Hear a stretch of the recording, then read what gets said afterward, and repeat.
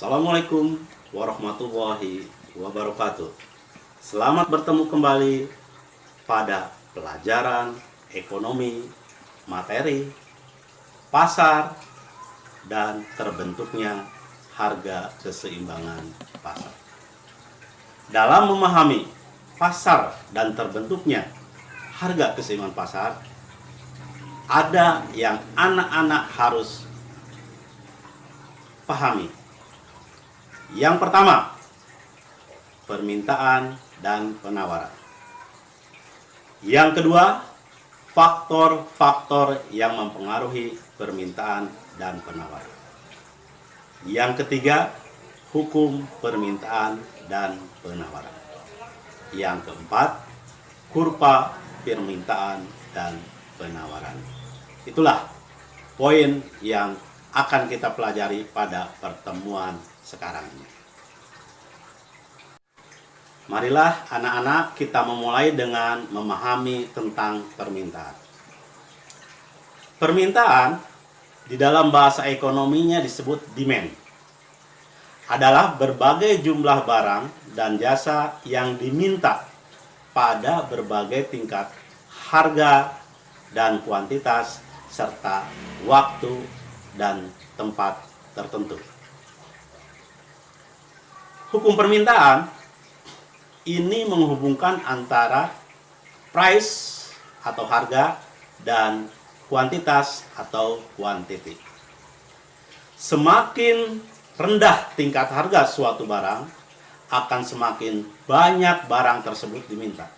Dan sebaliknya, semakin tinggi tingkat harga suatu barang, akan semakin sedikit permintaan barang tersebut. Dengan asumsi faktor-faktor yang mempengaruhi permintaan tersebut bersifat ceteris paribus.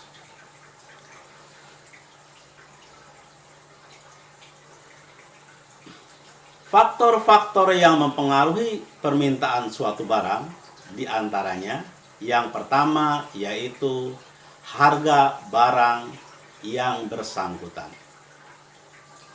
Yang kedua, harga barang yang berhubungan. Terdiri dari dua. Yang pertama yaitu barang substitusi, yaitu barang yang berguna bisa menggantikan barang yang lain. Yang kedua, barang komplementer, yaitu barang itu berguna jika barang itu mampu melengkapi barang yang lain. Yang C atau ketiga yaitu pendapatan konsumen, contoh gaji. Yang D atau yang keempat yaitu selera masyarakat. Yang terakhir yaitu jumlah penduduk. Kurva permintaan dan penawaran, marilah kita lihat atau simak mengenai daftar permintaan barang.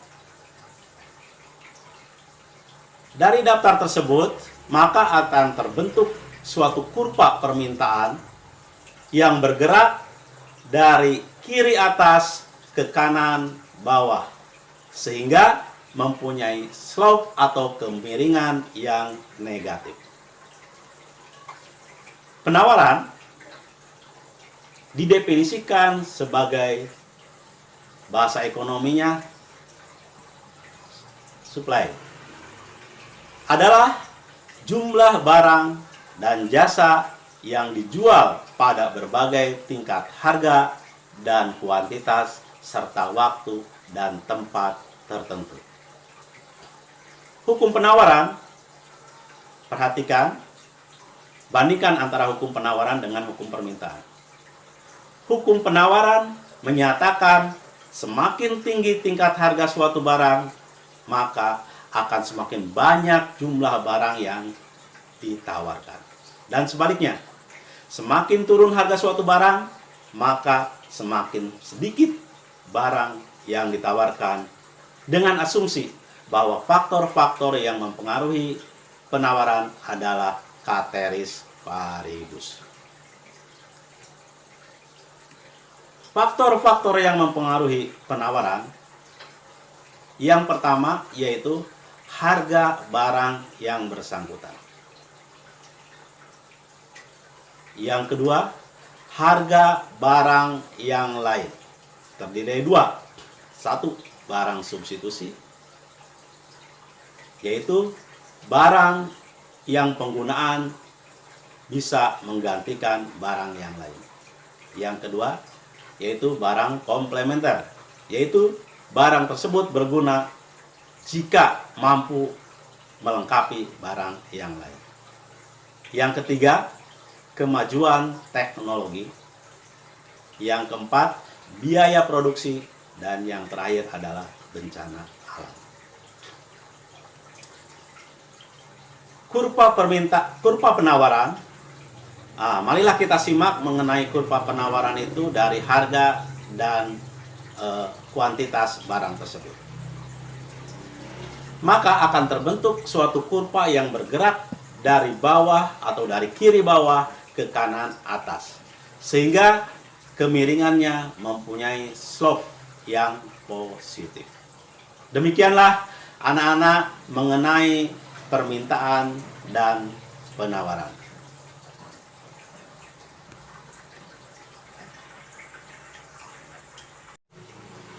Demikianlah anak-anak pertemuan pada hari ini pada materi pasar dan terbentuknya harga keseimbangan pasar.